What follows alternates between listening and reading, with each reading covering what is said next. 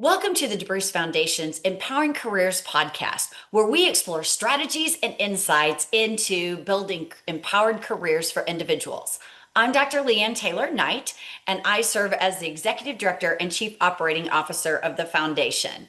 Today, I'm really excited to have with us an individual by the name of Jasmine Winslow, who is with AVID. I have long been an admirer of AVID's work, and so I'm thrilled that she was willing to bring her 23 years of experience in public education as a teacher, leader, and as a principal, along with a really deep understanding of the realities and the possibilities for our youth in today's context. Jasmine, welcome to our podcast. Thank you so much. I'm very excited to be here. Let's start with your career journey, right? Your impact spans now multiple states and education systems. But what first drew you to working on expanding opportunities for students, Jasmine? And was there a defining moment that really shaped your passion for educational equity? Thank you. When I think about it, I think that my own journey to college acceptance was sort of the start to this passion because I grew up in a small community in northeastern Oregon, very rural, 2,000 people in the town. So, super tiny town. I can And relate. 3,000 in my there hometown. you I go. can There you relate. go. My family had not attended college before. I was very good in school, but I didn't really know as I got closer to the end of high school, I truly didn't know like all the steps, to get there. And I happened to honestly talk with the school counselor one day in the hallway, and he was like, "Are you planning to go to college?" And I said, "Well, if I can pay for it, I'd love to." And so that sort of started like through a happenstance conversation in the hallway. I was able to kind of open that door and start the conversation about how to make that possible and those steps. And so as I went to college and then decided to become an educator, I knew that I wanted to make sure that I was advocating for students, right? Because I had someone who helped advocate for me. Yes. I ended up teaching in another small town, but on the other side of the state of Oregon. And what I experienced there was very interesting because, again, lots of low income, rural students with less access, perhaps. But also, there were families that were where students were learning English for the first time, right? And Mhm. so that added another layer to it where I saw in real time that sometimes families don't even know how to advocate for their students. And that was a disparity that I was able to see. So, I think that sometimes kids have parent advocates and they will continue to advocate and they maybe know the right questions to ask. And there's others that don't. So, as an educator, I knew it was my job to make sure that my students and families were as educated as possible about the pathways that were possible for their students. Yeah, I love that. Well, and you even mentioned a happenstance conversation, right? Right. And so some of our listeners may not be familiar with AVID, but when I think about AVID, I think about the mission is to make sure we don't just rely on happenstance conversation. So could you talk with us a little bit about the approach of AVID to career readiness, Jasmine, and the work that you do in that relationship? Absolutely. No, as you said, like our mission is to close that opportunity gap, right? And so if we're going to do that, it has to be a systemic piece of the puzzle, not just that one nice teacher or that, like those we always have those teachers that are just those brightest lights and that do that work and we love them. But what if you're not with that teacher, right? We want to ensure that our system is set up in a better way. So we have a framework where we focus in on first what all students need to be college and career ready, and Yes. then also what educators have to do in order to make sure that that happens. And so we know that all of this work has to be grounded in relationships, right? We have to be able to build those relationships where our students trust us, where they are seeing that we're demonstrating respect to them and they're demonstrating respect to us. and that they're just authentic, right? We get to know them in a way that where we can really see what their, not only what their potential is, but what their hopes and wishes are. And then I think after that, we have to ensure that we are providing them with rigorous academic experiences. It can't just be for those classes, again, like those happenstance, like as you get older classes, like, oh, I took this one class and it told me this. We've got to make sure we have rigor throughout the day and throughout our K-12 system. We also have to make sure that we provide that opportunity knowledge that, again, I didn't have as a student growing up, and many, don't have. And that also we train students in how to advocate for themselves, right? Like they have the skills and they take it and they can advocate for what they want and where they're hoping to go. So I think building those skills in the students is so, so important. And if we're going to do that, there are things that the educators have to do, right?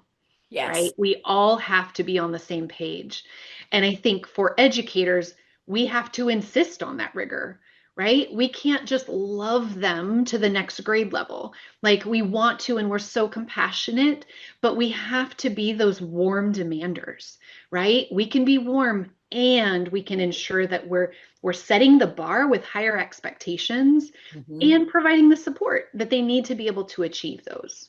Yeah, Um, that's so true. And it is that combination of the relationship and the rigor that goes together so that those students will respond in that situation. One of the things we talk about here with the foundation too is the importance of instilling that confidence in them. So when yeah. you talk about sharing and showing them the opportunities are there, they do have to have the confidence of which you're speaking to be able to advocate, Mhm. for themselves. So as you all think about this from Avid's perspective and just what we're seeing nationally, are there factors that you think are contributing to those kinds of gaps today that you're trying to close? And you're giving us some of the solutions that schools and organizations and communities can have.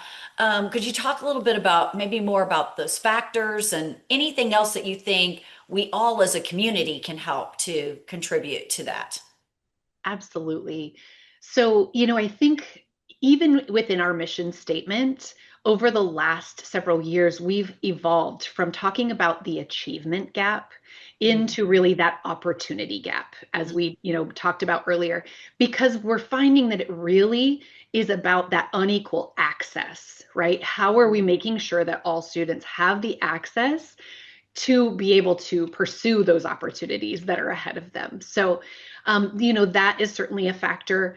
We know that there are some system level inequities, right? Maybe funding is different in one state or in certain parts of the state. Yes. Maybe the zip code that you live in, right? It might determine what your school system looks like. So we know that that's a situation that is present. Um, we know poverty and language and early childhood experiences truly shape the readiness for students, which is why Yeah. we actually, our program actually starts in kindergarten, because we know that that elementary zone is so, so important for getting kids just those early academic behaviors that, again, they probably didn't get at home. So Right. we've got to It's never provide. too early to start that. No, Never too no, early. absolutely not. And then I think, beyond those, some factors, just that inconsistent, high quality instruction and high expectations. We Mhm. have to have those. And like I said, we think of it as that warm demander. We've got to have both. We've got to have the rigor with support. And so, I think that those factors really play a role in the outcomes that we're seeing currently. And so for that to not be the reality, right? For us to create a different reality as we move forward, Mhm. like I said, we've got to be more systemic. We have to not be isolated in the changes that we're creating in our systems. We have to align the instruction, the systems, the leadership, and the culture Yes. of districts and schools so that all of those pieces are working together.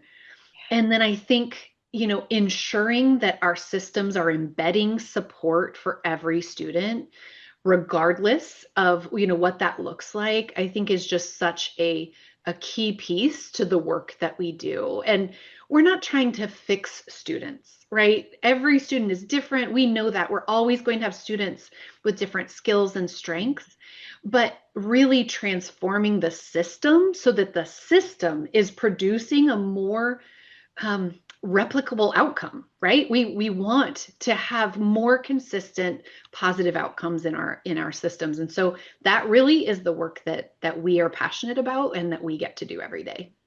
So we're working with schools all across the nation and helping implement. And I'm thinking some other schools are probably thinking, hey, we're trying to do that too.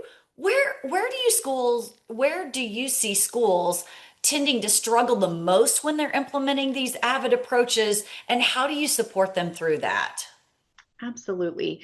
So, without getting into like every detail about, the program itself, in our secondary schools, there is something that really the program is built upon, which is the AVID elective class.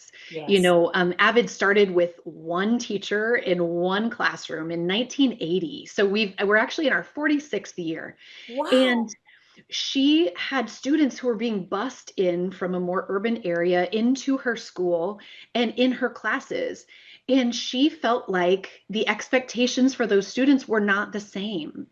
And so creating that elective class and designing that support and what they needed to be able to be as successful really helped us design that focus class. And so the AVID elective is actually a course where students are recruited into it and they have to apply to get into it because we want to make sure that we have the students that are a right fit for the model, right? There's lots of different types of supports in school districts, but for the AVID elective, we want students that are in kind of that middle of the road range. Maybe they're your like B or C students, like they're doing okay, but Mhm. we know with some targeted support that they could do even better.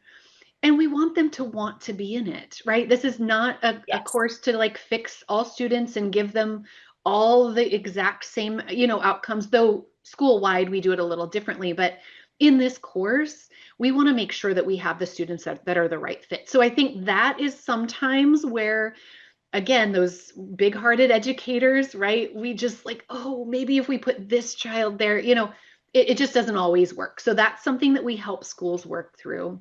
Hmm. And then the AVID like instructional strategies that really are used beyond the elective and like school wide, they're all research based strategies. There's so much research to say that these are best practices. Sometimes schools will sort of take this collection, right, of strategies, like I went to a training and now I'm ready, and they Yeah. just sort of sprinkle them throughout their day, right? Mhm. Which is lovely. And yes, better than not doing it. But we also know certain strategies are intended to build certain skills in students. And so our focus is on what are the skills your students are needing, right, in this course. And now let's be really intentional about the strategies that you're selecting to help build those skills. So I'd say those are probably two of the most common things that we help support. Thank you for sharing those, Jasmine. Let's turn. You have this view. I mean, your title in and of itself. You work with multiple states as it relates to AVID. So sometimes our audience members are really interested in hearing some of your favorite ways that you see a state or certain states implementing college and career readiness in their schools or in their communities. I mean, what's something that really stands out for you as this works, this is effective, this is something new or innovating that I'm seeing and I'm excited about it. Absolutely. So, I think I live in Oregon, so I definitely am excited about the work that Oregon is doing. Okay. So in 2023, they adopted Senate Bill 3, which was Oregon's higher education and career path skills course that is now starting next year, is required for all students who are graduating. So it's part of the diploma process now. So I think just that in and of itself, that ensuring that there is a course that all students will take to explore their career paths and what higher education opportunities are out there, I think is huge. So what we were able to do as we learned about this requirement was we were able to work with the Department of Education and local school district leaders and help them kind of align the resources that we have in place in order to meet the standards that they had created for that course. Yes. What was really exciting was we were able to, for the students actually that are already in the AVID elective course, they automatically met those requirements because it's really like a mini version of what we do. So we Yes. were able to help them figure out how do they code it, how do they get it approved. And so being a resource for the state department was, and the schools was a really great partnership. So I'm excited to see how this starts to transform the outcomes that we're seeing in students and perhaps what they choose to do after high school.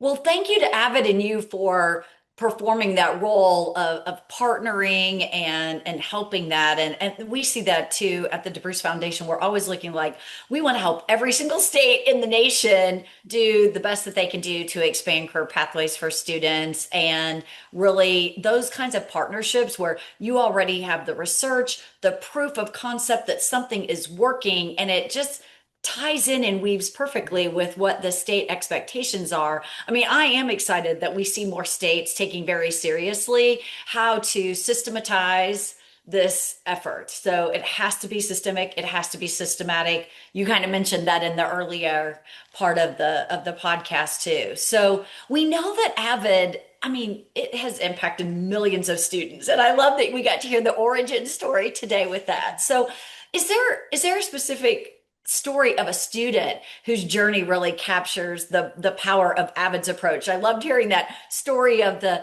educator that started this. How about a story of a student, Jasmine? Absolutely. So, we're really fortunate in that sometimes we get to bring back alumni to be able to talk with at our conferences or even with just our internal staff. And we recently had put together a book of stories of our AVID alumni, and it's just great. You have days that where you get frustrated or whatever, and things are hard. It's like, how can I just go back and grab a story and remind myself like this is why we do this work? And I think all educators need that in their lives. So there's a story that I heard from a student that was able to present to us last year, and her name was JJ. And her story just captured my heart. So, as many students, she had some pretty traumatizing events happen at a young age. And she was sent to live with her father. As she had lived out of the country and was now coming into the U.S. living with her father. So we know that's a very challenging situation. She was starting out in middle school.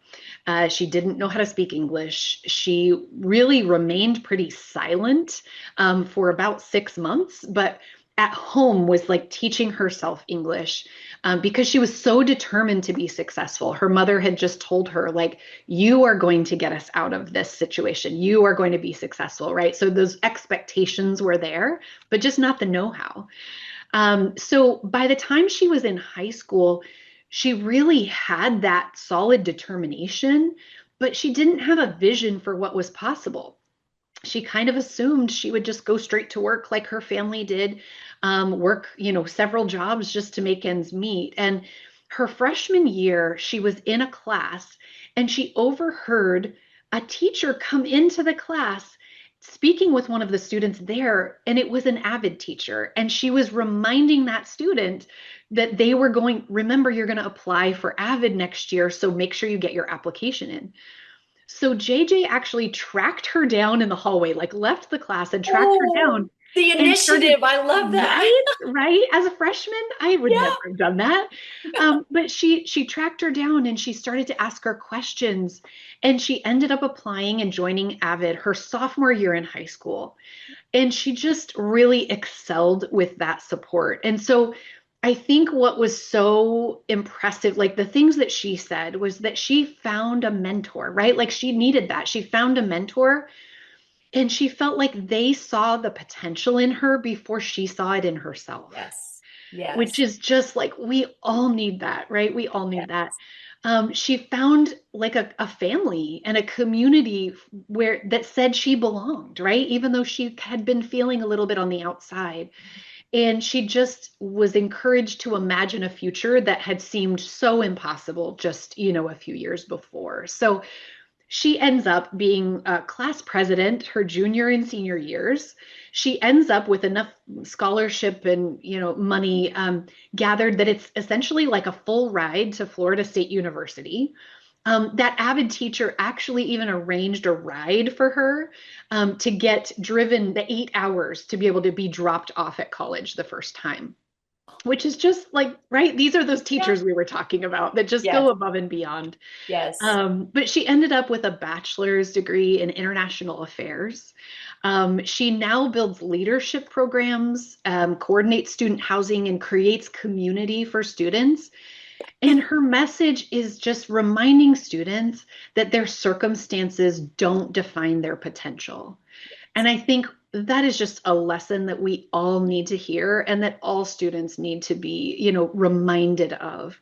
And yeah. so her story among thousands, right? We could talk about thousands, but Yes. her story reminds me on those days that are a little bit harder. Like this is why we do what we do because there are just such amazing kids out there that need those advocates and they need us to do this work. Yes. And a round of applause for all those teachers and advocates and coaches and career navigators and people in the community that step up to mentor and champion our young people.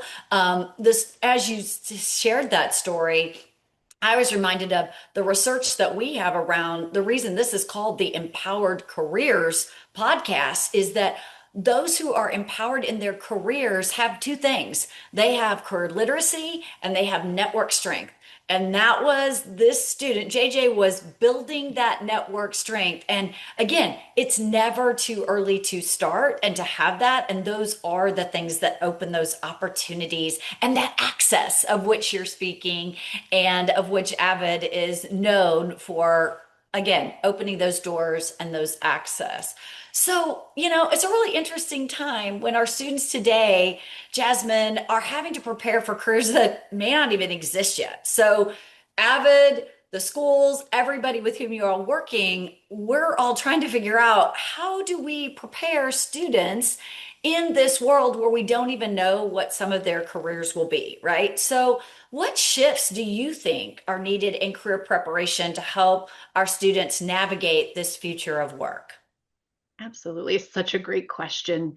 I think often when we get into, we think, okay, well, I've gone into trade or I've gone into a college, I'm going to get trained in how to do the things that that job requires of me, Hmm. right? And there's certain skills that every job has. And Right. yes, we need to learn those. Those are absolutely vital.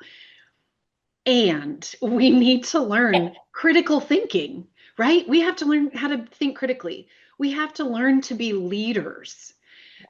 Because if what happens when you're the leader of the group, like you're right, it's like those school projects that you had when you were in school. Like somebody's got to step up and kind of like figure out how to make this work. Well, the Right. same thing happens in our careers, right? We need those people who are going to be leaders and take on those roles.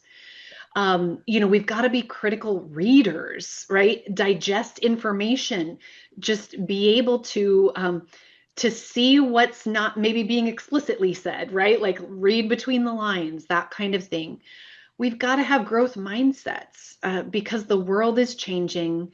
We have to know, like, we all have skills that are maybe strengths and weaknesses, and how are we continuing to grow as we move forward? And I think one of the most important skills is just how to be a great collaborator. Yes. Because if we can collaborate around problems of practice or innovation, we can do whatever is necessary and whatever is going to come next, because we do know like things are changing quickly. So how can we make sure that we're training students to be those leaders and to be those critical thinkers of tomorrow so that they can tackle, whatever is coming down? Yeah, and I'm so glad you mentioned in there both the collaboration piece as well as the growth mindset, right? So if you don't know what skills you're going to need in the future, you do have to have the mindset. And that goes back to earlier, you're talking about the ability to advocate for yourself, the ability to have the confidence to do that. And I love that you mentioned the skills and the interests that individuals have. We call those agilities at the DeBruce Foundation. And that crossover of work activities of what you like to do and what you do well, the more that you know that about yourself, but enter that with a growth mindset of a new and different experience can actually improve how well I do something. And I think AVID does give practice for students across the way with that. And again, this is where I feel like there's hope yet for us to help these students at this time. So, when I say that word hope, when you look ahead, what gives you hope, Jasmine, about the future of education and workforce development? Absolutely. I think most important is that we are all working together on this, this process. Yeah. Sometimes the career people and the college focused people, they get into these like bickering situations where, it's like, no, this is better or this is better. Like, really, it depends exactly like what you're saying. Like, what skills do I have and what am I interested in? It can go a variety of directions, right? So both are so, so important and play such a critical role. And so ensuring that students have the opportunity knowledge across the board, right? Yes. From the youngest grades, like they need to be able to understand, like, oh, I just read a story about this. What kind of career would that entail? Yeah. And just starting those conversations early, right? What are some of those careers out there?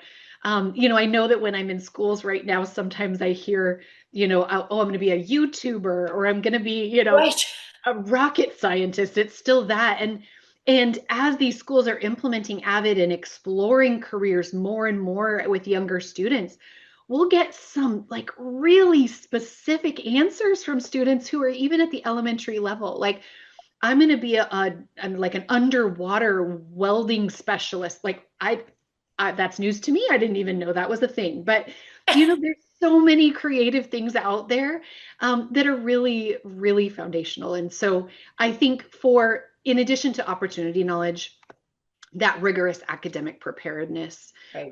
having those high expectations and high levels of support for students to be able to be successful from an early age, it's just going to help students be able to achieve their dreams. And that's our hope, of course, right? We want them to be able to tackle that with purpose and determination, and, really achieve whatever their hopes are for the future. Absolutely. And I think probably all of our listeners care about those very same things. So I'm glad that you're bringing it home with that. And that's inspirational to all of us. Okay. Are you ready for a little lightning round of one sentence answers? Can you do this? Absolutely. I'll do my best. Okay, here we go. What's one thing you hope every learner understands about their own potential? That they have it inside them, right? Whatever they want, they can put their minds to and achieve. What advice would you give students who are figuring out their path? Mm. You really have to consider what do you enjoy, right? And what are your strengths? And what are you interested in or curious about? Because there's so much to explore there. And what's one thing our audience can do to help students build brighter futures, Jasmine? Oh, I think I mean, each of us, we can just talk with kids more. Kids are so insightful. Ask them, what are you interested in? What have you learned recently? Be curious, because sometimes I think our students don't know that like adults really do care about us, and kids have great insight. So I talk to kids more. Like ask them questions. They're deeper than we realize. That's excellent advice. And for me, that winds us back to some of the things that you said were really, really important to help students early on and that AVID does. It's about that building relationships, right? And so when we're listening to students, when we're asking them questions, when we're being curious, like you just said, that's some of the best advice for building those initial relationships and spurring them to even want to do the rigorous work that it takes to prepare for their future. So it is that combination, and you called it being a warm, Demander. warm demander. Yes. Okay. If we take away nothing else today, we're going to be warm demanders. So the demand is about the rigor, the elevated rigor, and the warmth is about that relationship and focusing on how we listen to students and develop those. I mean, we've covered those as great insights today. I also want to harken us back to your other push about the importance of students being collaborators and having a growth mindset. And we as community members, right? Educators and career navigators, civic leaders, business leaders who are also getting into this game of education, workforce development, we need to collaborate, right? I mean, it's together that we're going to be able to build these empowered careers. And you've really helped drive us home with that today, Jasmine. So I appreciate your being with us. Thank you for the work you do every day. And thank you for sharing lessons with us today. Absolutely. Thank you for having me. For everyone who tuned in today and enjoyed the conversation, be sure to follow the DeBruce Foundation at debruce.org and us on social media for more career building resources. Together, as Jasmine reminded us today, we can build empowered careers. We'll see you next time.